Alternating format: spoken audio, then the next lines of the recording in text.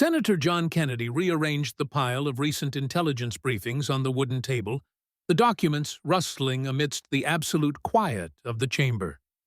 He peered over the top of his glasses at Ilhan Omar, who remained expressionless, aware that the news had broken but perhaps underestimating the extent of his information. "Representative, before addressing foreign affairs, we must discuss the disaster that occurred at 4:52 a.m. today in your district of Minneapolis. While you slept, 500 federal officers from the FBI and ICE were wide awake. They were storming the boundaries of what was meant to be a governor's residence, but was actually the headquarters of an international crime ring." Omar moved in her seat, her tone cutting. "Senator, I cannot be held liable for a state governor's deeds, even if he shares my political affiliation." Kennedy raised a palm, his voice sinking to a menacingly deep tone. "This was not merely a raid, ma'am. This was a battlefield. Officers faced automatic fire from 300 armed sentries positioned within a private home, military-level opposition in a Minneapolis suburb protecting 6.7 tons of heroin and fentanyl, sufficient to decimate half the Midwest. However, that isn't the most egregious detail, is it? The most egregious detail is the cash. Authorities discovered $7.4 billion in liquid currency concealed within the basement structure. $7.4 billion. Such wealth does not gather without political shielding, without allies in elevated positions. Omar leaned toward her microphone. This implies guilt through association and falls below the standards of this panel. Kennedy did not flinch. He extracted a photograph from the dossier. "Let us discuss standards, then. Let us discuss Layla Osman, the messenger detained 24 hours ago with $230 million in her vehicle. Her travel records demonstrate a precise mathematical synchronization with your official schedule. Whenever the governor hosted a private session, you were present in the district. Whenever a cargo cleared the harbor involving those 120 compromised agents, you were releasing critiques against the very federal bureaus attempting to intercept them. $41.7 billion circulated through shell entities connected to this enterprise while you lectured on equity. Was this the equity you envisioned? Poisoning American neighborhoods while shielding a Somali-American governor who transformed administration into a cover for smuggling?" Omar struck the table with her hand. "That is a fabrication and a defamatory falsehood intended to tarnish our community." Kennedy leaned in, his gaze freezing cold. "The community is grieving, ma'am. Families are waking to the realization that their chosen representatives betrayed them for illicit profits. We discovered the subterranean passages, Congresswoman. We discovered the distribution center concealed beneath the parking structure, and we discovered the correspondence alluding to federal protection. This was not merely law-breaking. This was treachery stitched into the government's cloth. And you wish for us to accept that you saw nothing, heard nothing, and knew nothing regarding the industrial-level enterprise occurring in your own neighborhood while you were occupied criticizing American policing." Omar's eyes flashed. "I will not remain seated here to face accusations of criminal conspiracy, absent proof." Kennedy reclined, a grim smirk touching his lips. "The proof is occupying storage facilities as we speak. Tons of narcotics that traversed American territory because one man permitted it, and numerous others averted their gaze. Yet this treachery extends beyond mere currency or substances. It strikes at the core of who you represent and why you are present, leading us to the inquiry that has stalked this committee regarding your allegiances. Congresswoman Omar, if the United States and Somalia entered into conflict tomorrow, theoretically, which faction would you desire to triumph? the query suspended in the atmosphere like the fumes from a freshly discharged weapon. Senator John Kennedy's Louisiana accent rendered it almost nonchalant, as if he were inquiring about the climate. Yet every individual in the Senate Foreign Relations Committee chamber realized this was the decisive strike, the peak of 90 minutes of systematic, crushing interrogation. Total silence ensued, the variety of silence that possesses mass, that crushes against your chest, making you conscious of your own respiration. Ilhan Omar sat at the testimony table, accompanied by 3 attorneys in high-priced attire. She had been self-assured when she entered 2 hours prior, rebellious even. She had endured Republican offensives previously. She had been labeled a terrorist, charged with anti-Semitism, probed for campaign funding infractions. She invariably emerged more robust, more lauded by her supporters, more adept at generating donations from the dispute. However, this instance was distinct. This was not a partisan assault. This was a straightforward inquiry, a dual option, America or Somalia, and she was unable to respond. 10 seconds of quiet turned into 15, 15 turned into 20. The C-SPAN lenses were focused tight on her visage. Every cable news station had cut away to broadcast this live. Millions of individuals were viewing, anticipating. That is an absurd hypothetical. Her voice possessed that guarded sharpness she acquired when trapped. Kennedy did not elevate his volume, did not need to. It is a straightforward query, ma'am. Every American ought to be capable of answering it in a single second. Which faction would you desire to triumph? Another hesitation followed. You could observe her assessing, observe the gears rotating behind her eyes, because no favorable answer existed. State America, and she negates everything she had articulated for years to Somali American crowds regarding our homeland and our people back home. State Somalia, and her profession terminates on national broadcast. State neither, and everyone comprehends what that signifies regardless. I decline to interact with Islamophobic hypotheticals intended to challenge my fidelity. Kennedy raised a palm. His tone remained soft, almost benevolent, which somehow rendered it more severe. I have not referenced your faith once, ma'am. Not once in 2 hours. I have inquired about your loyalty to nations, not your religion. I have asked which nation you would select if compelled to select, America or Somalia. That is not regarding Islam, that is regarding fidelity. He lifted a paper from the pile before him. Because we possess audio of you informing Somali American crowds that our homeland is being assaulted by America. You have stated our people back home require our assistance. You have alluded to Somalia as home in the present tense 43 times within the prior 5 years. Therefore, I am inquiring, when you articulate home, which nation do you signify? I am permitted to possess a multifaceted identity. You are permitted to possess any identity you desire, ma'am. You can take pride in your ancestry. You can cherish Somali culture. Yet, you can only possess one allegiance within the United States Congress.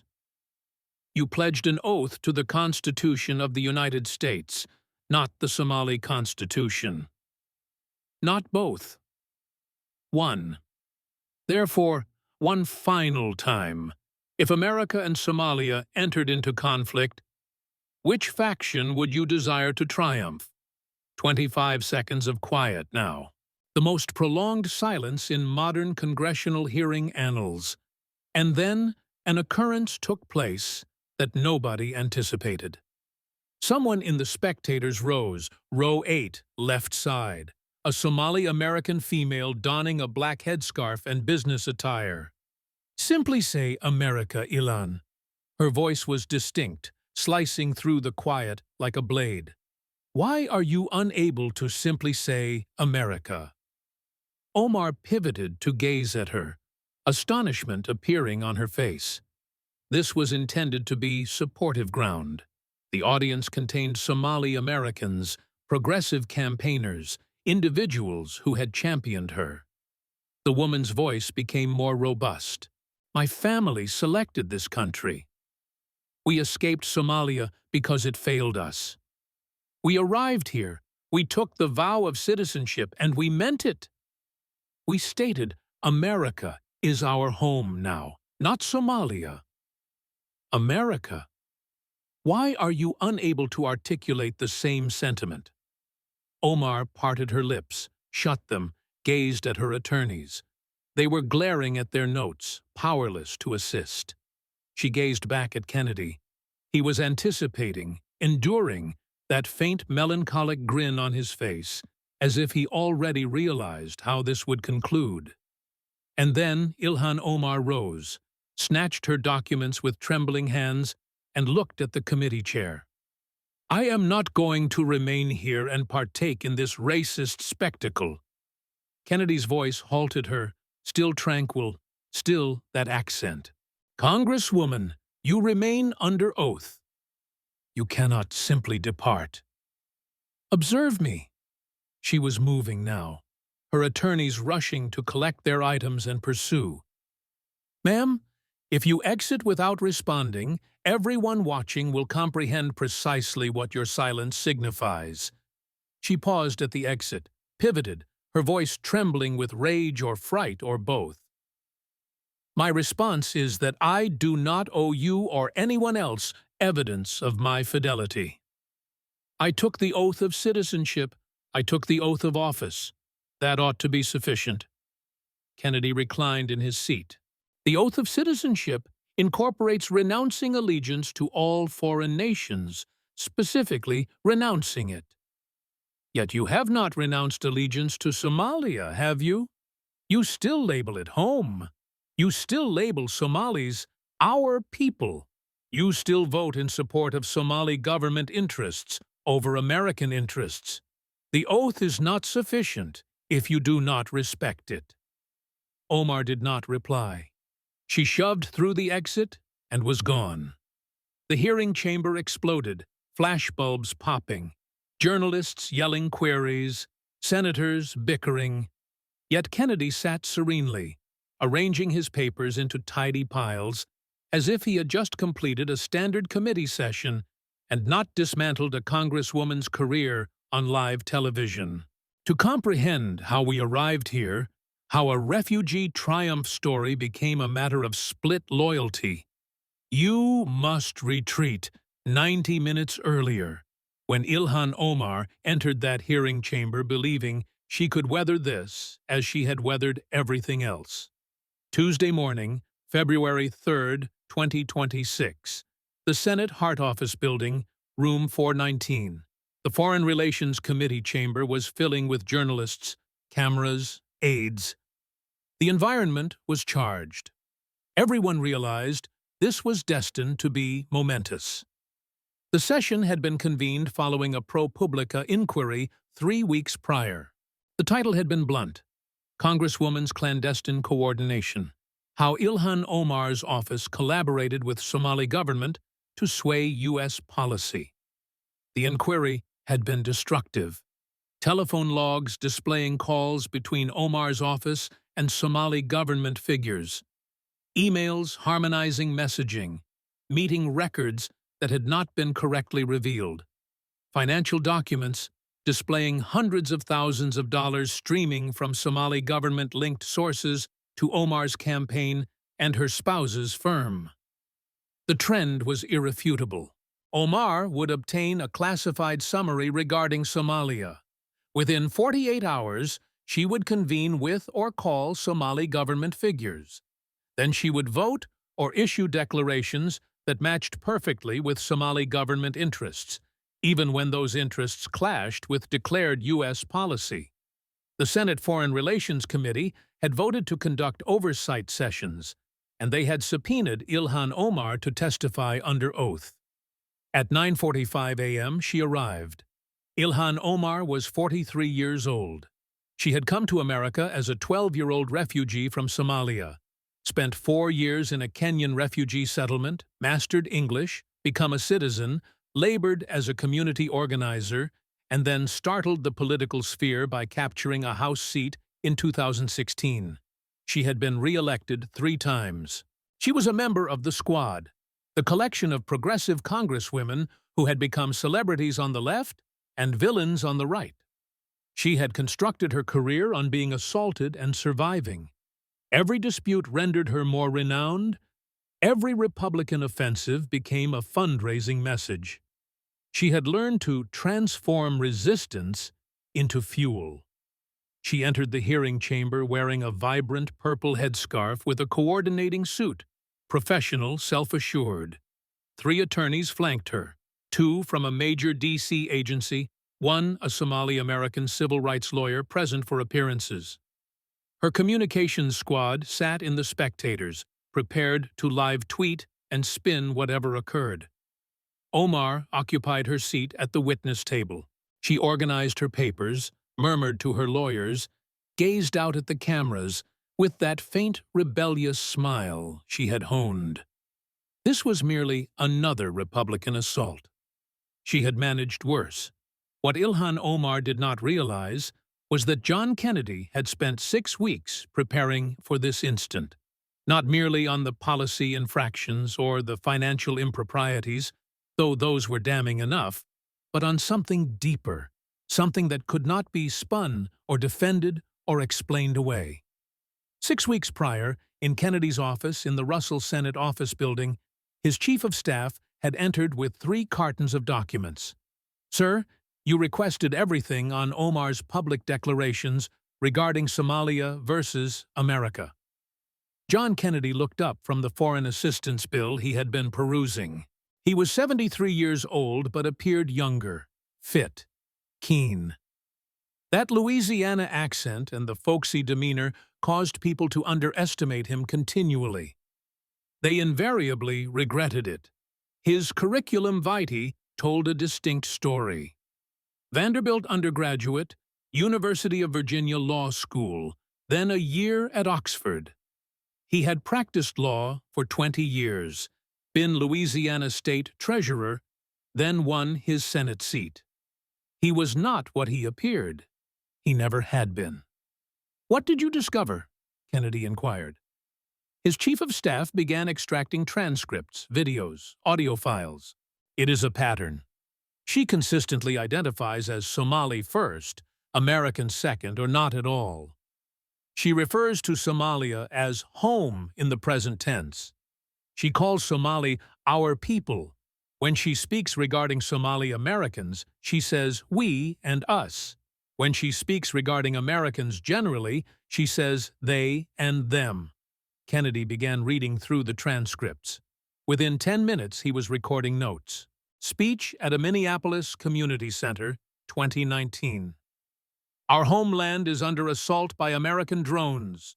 Our people are being slain." Fundraiser for Somali famine relief, 2021. "We must assist our brothers and sisters back home. Our people are suffering." University of Minnesota speech, 2023. "Somalia is in our blood, in our hearts. We can never forget where we originate."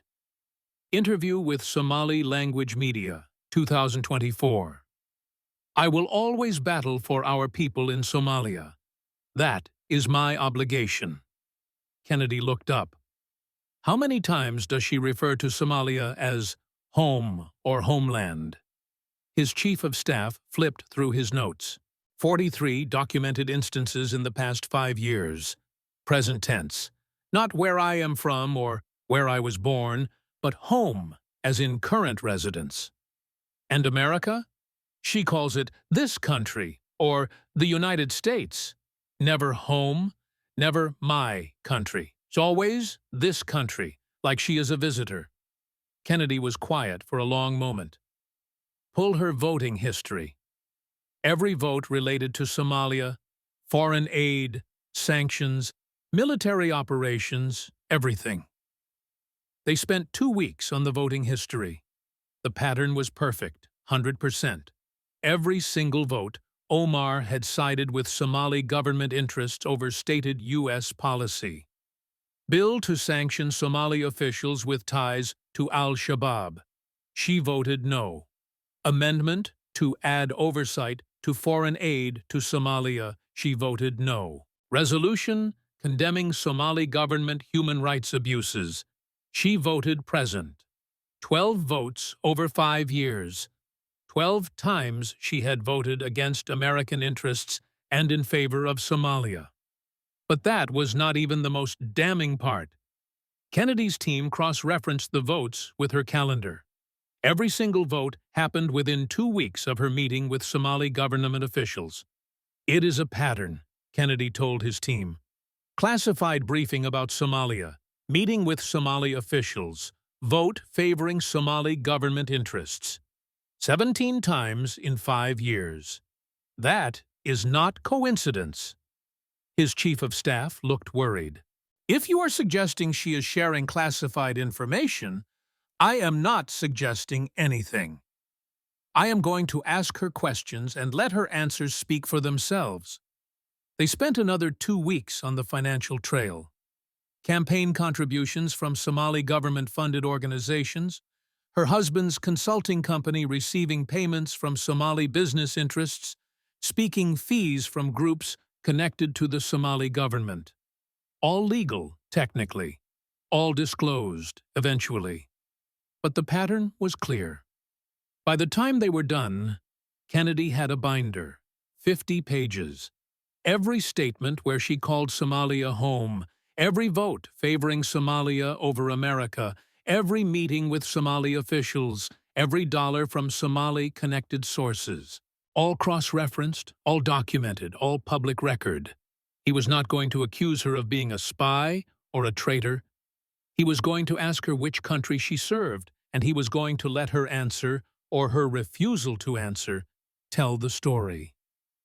Now, at 10 o'clock a.m. on February 3rd, the hearing was called to order. The chairman gave the room to silence. The Senate Foreign Relations Committee hearing on compliance with the Foreign Agents Registration Act and congressional ethics will now come to order. Opening statements were predictable. Democrats defending Omar, calling the hearing a partisan witch hunt, invoking her immigrant story and her history of being attacked. Republicans calling for accountability, talking about national security, questioning her loyalty. Standard partisan theater that would convince nobody and change nothing. Then it was Kennedy's turn. He stood slowly, arranged his papers, took a sip of water. The slowness was intentional. It built tension, made people wait and wonder. Congresswoman Omar, thank you for being here today. His voice was gentle, conversational. I know you did not want to come. Nobody likes being subpoenaed. But I appreciate your cooperation with this committee's oversight responsibilities. Omar nodded curtly, waiting for the attack. I want to start by acknowledging your remarkable personal story. Coming to America as a young refugee, spending years in a camp, learning a new language, a new culture, becoming a citizen, getting elected to Congress. That is extraordinary. That is the American dream. Omar's expression softened slightly. Where was he going with this? And I mean that sincerely, Kennedy continued. I believe in immigration. When people come here legally, work hard, embrace American values, become Americans, that is what makes this country special. That is what has always made us special. He paused. Which is why I want to understand something that has been troubling me. When you became a U.S. citizen, you took an oath. Do you remember that oath? Yes, Senator. Can you recite any of it for the committee? Omar paused, had not expected this question. I swore allegiance to the United States and to uphold the Constitution. You did more than that, ma'am. The oath of citizenship is very specific. You swore that you absolutely and entirely renounce and abjure all allegiance and fidelity to any foreign prince, potentate, state, or sovereignty. That means you specifically renounced allegiance to Somalia. Do you remember that part? Yes, but... And then when you were elected to Congress, you took another oath to support and defend the Constitution of the United States against all enemies, foreign and domestic. You remember that one too, correct? Of course. Kennedy sat down, looked at her over his reading glasses. Good. Because I want to talk about those oaths today. I want to understand if you have honored them. And I think the American people deserve to understand that too. The temperature in the room changed. This was not going to be about policy disagreements or political philosophy. This was going to be about loyalty. Omar's lead lawyer leaned over and whispered something. She shook her head slightly. She had handled hostile questioning before. She could handle this. Kennedy pulled out a folder. Let me start with some basic, factual questions. Have you ever met with officials from the Somali government? I meet with many foreign officials as part of my congressional duties on the Foreign Affairs Committee. That is not what I asked, ma'am. Have you met specifically with officials from the Somali government? Yes. How many times in the past 5 years? She glanced at her lawyers. One of them started to speak, but Kennedy held up a hand. I would like the Congresswoman to answer, please. Omar looked back at Kennedy. I do not have an exact count. I do. 47 times. 47 documented meetings with Somali government officials, including multiple meetings with the Somali ambassador to the United States, 3 meetings with the Somali foreign minister, and 2 meetings with the prime minister. Does that sound accurate? If that is what the records show, it is what they show. Now, did you register those meetings under the Foreign Agents Registration Act? Long pause. Her lawyers were whispering urgently. Congresswoman? Kennedy prompted. Her lawyer spoke up. The Congresswoman's meetings were part of her official congressional duties and therefore do not require FARA registration. Counselor, with respect, I asked the Congresswoman. Ma'am, did you register under FARA? No, because I was not acting as a foreign agent. I was conducting normal diplomatic. We will come back to whether they were normal or not. For now, I just want to establish the facts. 47 meetings with Somali government officials over 5 years. No FARA registration. Is that correct? Yes. Thank you for your honesty. Kennedy made a note. We will discuss what those meetings were about in a moment. But first, I want to talk about how you describe your relationship with Somalia. Kennedy pulled out a tablet and adjusted his reading glasses. Congresswoman, in 2019, you gave a speech at a Somali American community event in Minneapolis. You were discussing U.S. drone strikes in Somalia. According to the transcript, you said, and I am reading your exact words, our homeland is under attack. Our people are being killed by American drones. Do you remember saying that? Omar's voice was careful. I was expressing concern about civilian casualties in Somalia. I understand the concern.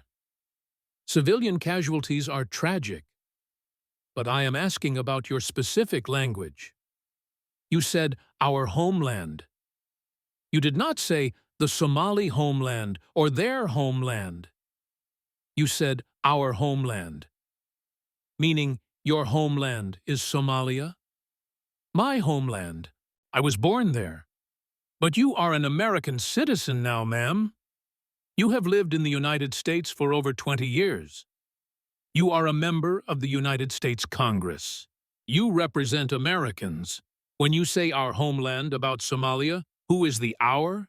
Who are you including yourself with? Omar shifted in her seat. Senator, I can have pride in my heritage without... Of course you can. Nobody is questioning your right to be proud of where you came from. But there is a difference between heritage and allegiance.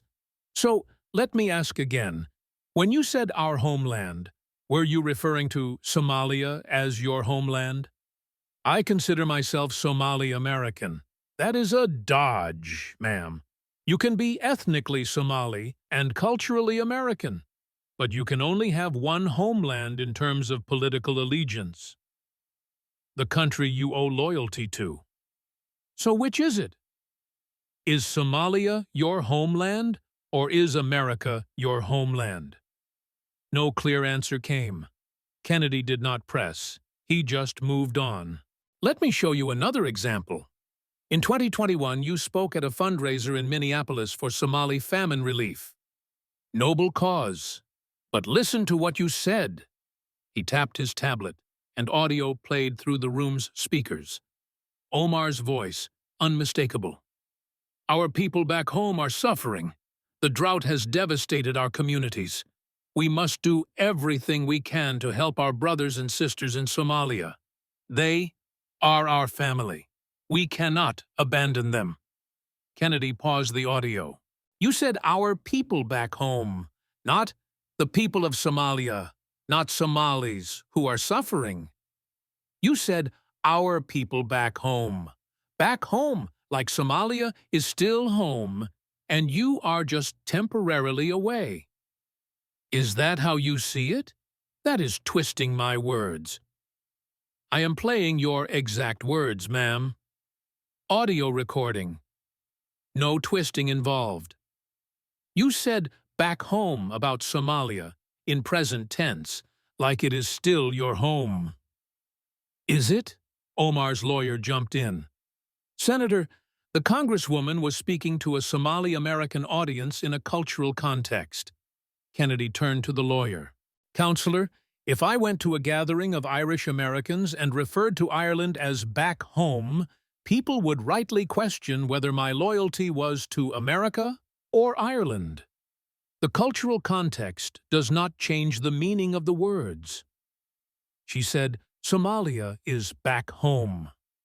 I am asking if that is what she believes. He turned back to Omar. And it is not just once or twice. My staff has documented 43 instances over the past 5 years where you have referred to Somalia as home, homeland, or back home in present tense. 43 times. Would you like me to play more recordings? That is not necessary. Good. Then let me ask you this.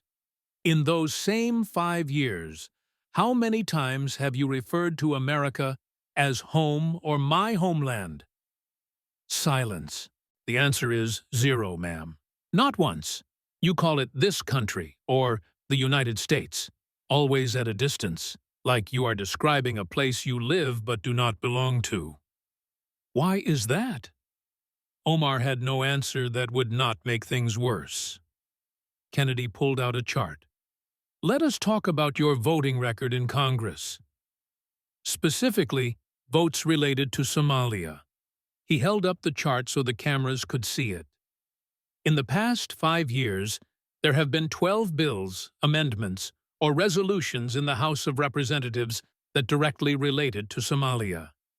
Sanctions on government officials, conditions on foreign aid, oversight measures, resolutions condemning human rights abuses. 12 separate votes. Do you know how you voted on those 12 votes? Omar did not answer.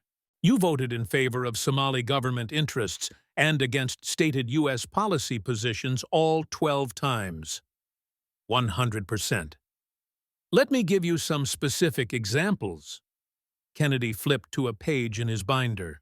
In 2021, there was a bill to impose targeted sanctions on 15 Somali government officials and military officers who had documented ties to al-Shabaab, the terrorist organization that has killed American soldiers, aid workers, and journalists.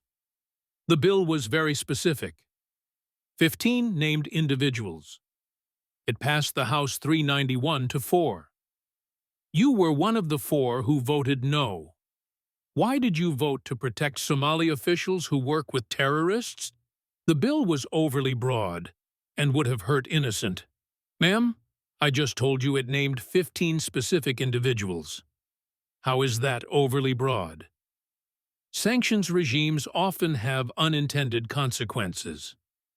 These were targeted sanctions, asset freezes and travel bans for 15 men who were proven to be working with a designated terrorist organization. And you voted no. The only explanation that makes sense is that you were protecting the Somali government's interests over America's security interests. Is there another explanation? Omar's jaw was tight. I voted my conscience based on my understanding of the region. Let me give you another example. 2022. There was an amendment to add accountability measures to $400 million in U.S. foreign aid to Somalia. The amendment required the Somali government to provide quarterly reports showing the aid was not being stolen or diverted to militants. Basic oversight. The amendment passed 357-18. You voted no. Why vote against transparency? The conditions were punitive and undermined. They were accountability measures to ensure American taxpayer dollars were not stolen. But you opposed them. Why? No good answer. Kennedy leaned forward. And here is what is interesting, Congresswoman. Every single one of these 12 votes happened within 2 weeks of you meeting with Somali government officials. Every single one. The pattern is perfect. He pulled out another document. Let me show you. August 2021. You meet with the Somali ambassador. 2 weeks later, vote against sanctions. March 2022. Meeting with the foreign minister. 1 week later, vote against oversight amendment. September 2023. Meeting with the Prime Minister's Chief of Staff. 10 days later, vote against a resolution condemning Somali government human rights abuses. Kennedy looked up from the document. 17 times in 5 years, you met with Somali government officials and then voted in their favor within 2 weeks. That is not coincidence, ma'am. That is coordination. That is correlation, not causation. It is a pattern. And it raises the obvious question. Were you voting based on your own judgment of what is best for America? Or were you voting based on what Somali government officials asked you to vote for? Let us talk about your finances, Kennedy said, pulling out FEC reports. Your campaign and your family's business interests. He opened one of the reports. In the 2022 election cycle, your campaign received $847,000 from an organization called the Somali American Leadership Council. That is a substantial amount from one source. What is the Somali American Leadership Council? It is a community organization that supports Somali American candidates and causes. It is a lobbying organization, ma'am, and according to its tax filings, it is funded primarily by Somali business interests, many of which have direct ties to the Somali government. You received nearly $850,000 from a foreign government-connected organization. Did you disclose that to your constituents? Her lawyer interjected, the contributions were legal and properly disclosed to the FEC. I did not ask if they were legal.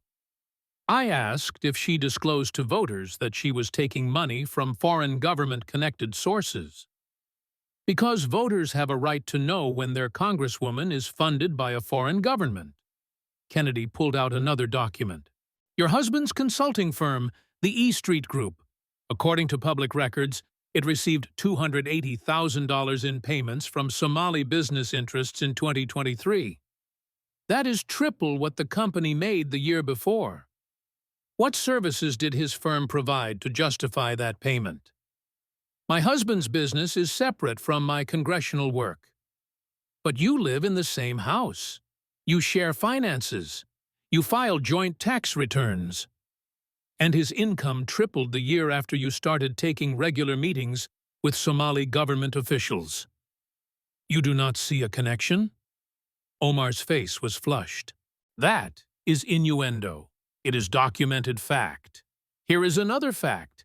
You have done 6 paid speaking events in the past 2 years. Total compensation, $340,000. 5 of those 6 events were sponsored by organizations with direct financial ties to the Somali government. You are being paid hundreds of thousands of dollars by Somali government-connected sources while voting in favor of Somali government interests. That is not public service, ma'am. That is a conflict of interest. Kennedy's voice got quieter, more serious. Congresswoman, you serve on the House Foreign Affairs Committee. That gives you access to classified intelligence briefings. Is that correct? Yes. Including classified briefings specifically about Somalia, about terrorist threats, military operations, intelligence assessments. Correct? I cannot discuss classified information in this setting. I am not asking you to reveal classified information. I am asking if you receive classified briefings about Somalia. Yes or no? Yes. And after receiving those classified briefings, have you met with or communicated with Somali government officials? Long, dangerous pause. I engage in routine diplomatic conversations as part of my committee work. That is not what I asked. After receiving classified briefings about Somalia, have you met with or contacted Somali government officials? Her lawyers were whispering urgently. This was treacherous ground. I may have had conversations, Kennedy pulled out phone records. These are call logs obtained through FOIA requests. Public record. Let me read you a timeline. August 12, 2023. You attended a closed-door classified briefing on al-Shabaab activity in southern Somalia. That evening, at 7:43 p.m., you placed a 40-minute phone call to the Somali ambassador. What did you discuss in that call? I do not recall the specific. September 3, 2023, another classified briefing. This one about U.S. military operations planning in the region. That same night, you had a 35-minute call with an official at the Somali Foreign Ministry. What did you discuss? General diplomatic matters. Ma'am, this is a pattern. 17 times in 3 years you have attended classified briefings about Somalia and within 48 hours contacted Somali government officials. At minimum, that shows terrible judgment. At worst, it is espionage. The word hung in the air like a bomb that had not detonated yet. I have never, ever compromised classified information. I want to believe that. I really do. But the pattern is undeniable. You receive sensitive intelligence about Somalia, you immediately contact Somali officials, then you vote in ways that benefit the Somali government. If you are not sharing classified information, you are at least sharing insights and policy direction that Somalia should not have access to. Either way, you are serving their interests, not ours. Kennedy looked at the chairman. Mr. Chairman, I would like to call a witness, if the committee permits. The chairman, caught off guard, nodded. Proceed. We have a member of the Somali American community here who requested the opportunity to address these issues. Her name is Amina Hassan. She is a constituent of Congresswoman Omar's district. From the audience, a woman in her mid-40s stood. She wore a black hijab and a professional gray suit. She walked to the microphone that had been set up for audience questions. Thank you, Senator Kennedy. And thank you, Congresswoman Omar, for your time. Omar looked wary. Amina Hassan's voice was clear and strong. Congresswoman, I voted for you in 2016 and in 2018. I was proud, so proud, to see a Somali woman in Congress. I thought you would represent us, represent Somali Americans who chose this country, who love this country. She paused. But I am here today because you don't represent me. You don't represent our community. And I want you to know that. Omar's expression hardened. My family fled Somalia in 1993, Amina continued, during the Civil War. My father was killed by militias fighting over Mogadishu. We spent 3 years in a refugee camp in Kenya. When we finally came to America, my mother cried. She said we were finally safe. Finally home. Her voice got stronger. We became citizens in 2001. I remember the ceremony. I was 16 years old. When we took the oath renouncing allegiance to Somalia, my mother squeezed my hand. She whispered, "We are Americans now." And she meant it. We all meant it. Amina looked directly at Omar. Somalia failed us. The government there is corrupt, violent, controlled by warlords and terrorists. We came to America because we chose America. We love this country. When people ask me where I am from, I say Minnesota. When they ask about my heritage, I say I am Somali American. But when they ask where home is, I say America. Without hesitation. Without qualification. America is home. She paused. But you keep calling Somalia home. You keep taking money from the Somali government. You keep voting to protect their interests, even when it hurts America. You are not representing Somali Americans. You are representing the Somali government, and we are tired of you claiming to speak for us. The room was silent. Omar had no response. What could she say? Amina sat down. Kennedy nodded to her. Thank you, ma'am. Congresswoman Omar, would you like to respond? Omar looked at Amina, then at Kennedy.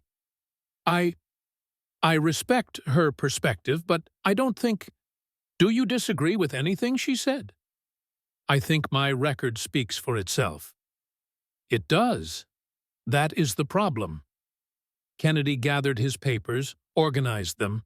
The slowness was deliberate, building to something. Congresswoman, we have established several things today. You consistently refer to Somalia as home or homeland in present tense, 43 documented instances. You have voted in favor of Somali government interests over American interests. 12 out of 12 times, 100%. You have received hundreds of thousands of dollars from Somali government-connected sources.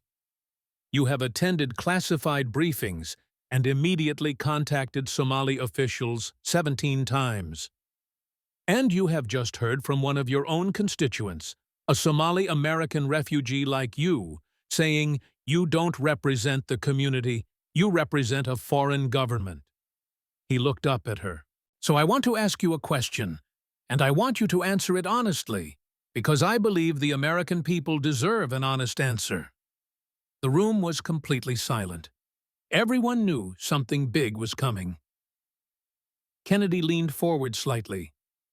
If the United States and Somalia went to war tomorrow, hypothetically, an armed conflict between the two nations, which side would you want to win?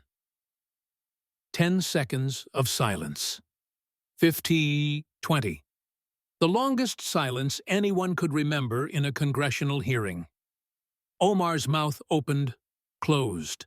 She looked at her lawyers. They were staring at the table, unable to help. This was a question only she could answer. That is a ridiculous hypothetical. It is not ridiculous, ma'am. It is the most basic question of loyalty imaginable. Two countries in conflict. Which side would you want to prevail? Every American should be able to answer that in 1 second. Which side would you want to win? I refuse to engage with Islamophobic questions designed to question my loyalty. Kennedy's voice remained calm, patient. I haven't mentioned your religion once today. Not once in 2 hours of questioning. I have asked about your allegiance to countries, not your faith. This isn't about Islam. This is about whether you are serving American interests or Somali interests.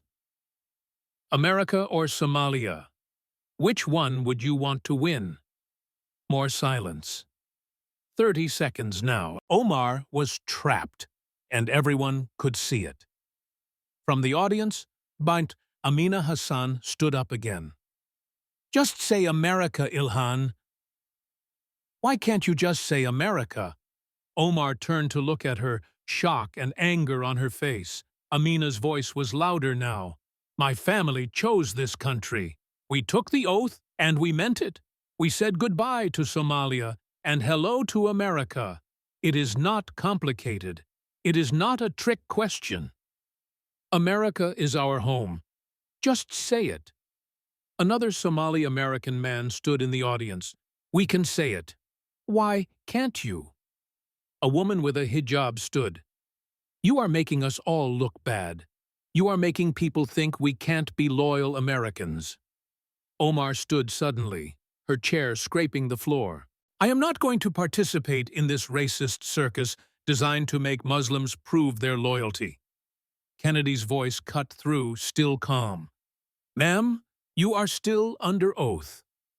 You can't simply leave. Watch me. She was gathering her papers with shaking hands.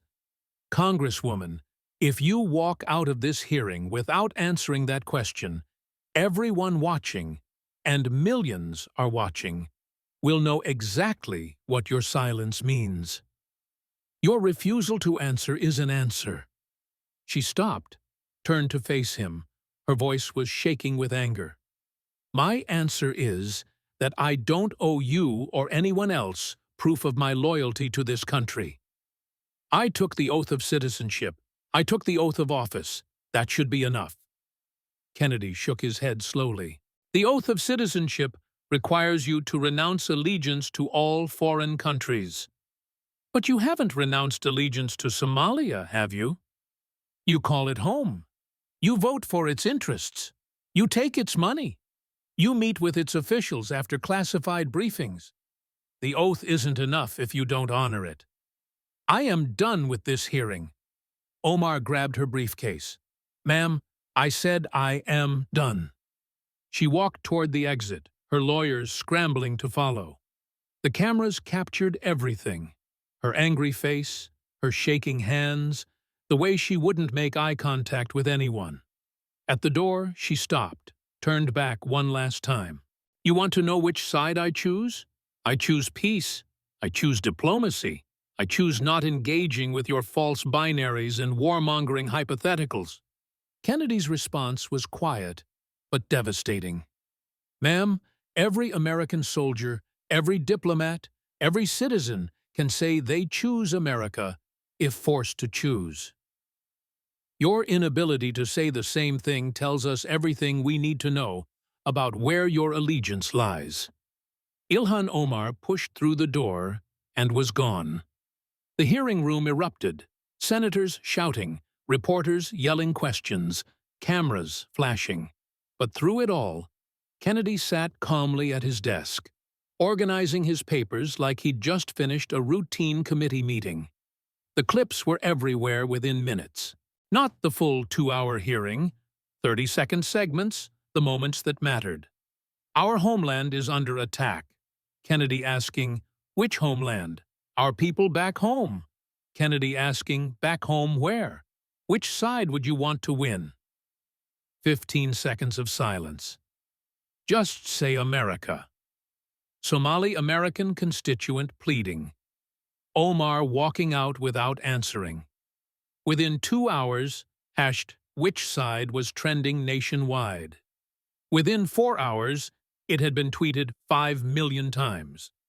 Within 12 hours, every major news outlet had led with the story. And this time, it wasn't just conservative media attacking her. Even liberal outlets were uncomfortable with her refusal to answer. CNN's panel that night: "Look, I understand not wanting to engage with hypotheticals, but it is a simple question of loyalty. Every American should be able to say they would choose America." MSNBC's legal analyst: "Her silence on that question is going to haunt her, because silence is an answer."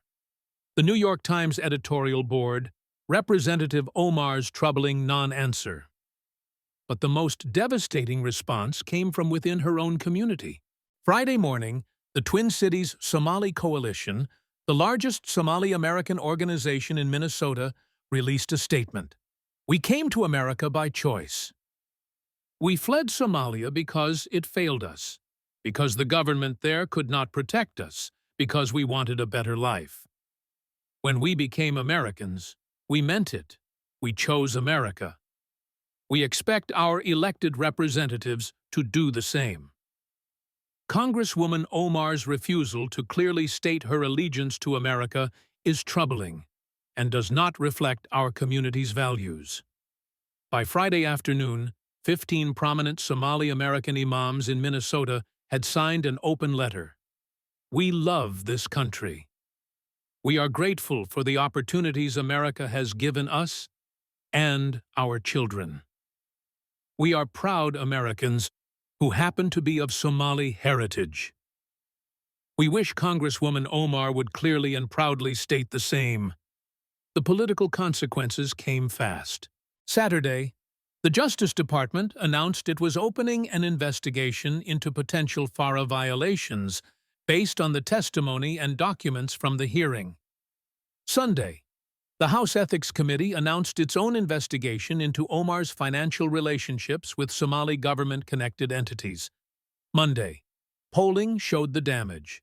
68% of Americans, including 43% of Democrats, believed Omar should have answered Kennedy's question.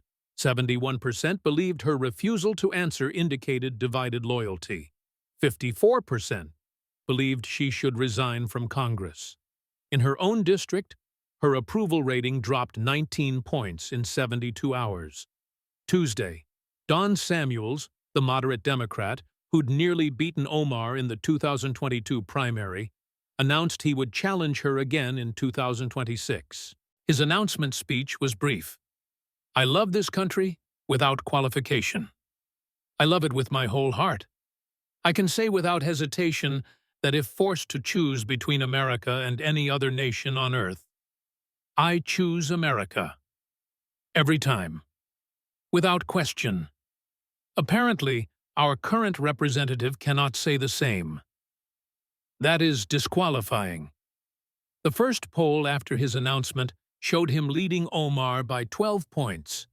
Wednesday, 3 members of the squad, AOC, Rashida, Ayanna Pressley, released a joint statement. It was carefully worded: "We support Representative Omar's right to push back against Islamophobic questioning. We also believe that all Americans, regardless of heritage, can clearly state their loyalty to this country." Translation: We are not defending her silence. Ilhan Omar's office released multiple statements over the next week. Each one tried to explain, contextualize, justify. None of them included the words, "I would want America to win." That was the problem. In all the statements, all the interviews, all the tweets, she never actually answered the question. And everyone noticed. John Kennedy gave one interview about the hearing to a reporter from the Baton Rouge Advocate, his local paper, not national media. "Do you think you were fair to her?" the reporter asked. Kennedy was quiet for a moment. "I asked her which country she would choose. Every American should be able to answer that instantly. Every naturalized citizen took an oath specifically renouncing allegiance to other countries so they could answer that question clearly. Her silence wasn't my doing. I just asked the question. She should have been able to answer easily. If her loyalty was clear, some say it was a gotcha question. It is only a gotcha if you cannot answer honestly. If you are genuinely loyal to America, you say America without thinking. The fact that she had to think about it, that she couldn't bring herself to say it, that tells you everything. 6 months later, Ilhan Omar lost her primary. Not by a little, by 18 points, the largest margin of defeat for an incumbent member of Congress in Minnesota history. Her concession speech was brief. She talked about fighting Islamophobia, about standing up for her community, about not backing down from attacks. She never mentioned the question, never addressed why she couldn't answer it. Maybe because there was no good answer. Either she would have chosen Somalia, which would end her career, or she would have chosen America, which would contradict everything she had said and done for years. Or she could refuse to answer, which is what she did, and which ended her career anyway. In the end, it wasn't John Kennedy who destroyed Ilhan Omar's political future. It was a simple question. 6 words. Which side would you choose? And her inability to say America. Because if you can't say you would choose America, if you represent America in Congress, and you can't say you would choose America over the country you fled as a refugee, then what are you doing there? The lesson, if there was one, was this. You can be proud of your heritage, you can love the culture you came from, you can maintain connections to the place you were born. But if you are going to serve in the United States Congress, you need to be able to say, clearly and without hesitation, that your allegiance is to the United States, not to any other country, not to 2 countries, just one. It is the most basic requirement of public service in America. And Ilhan Omar couldn't meet it. Her silence said everything.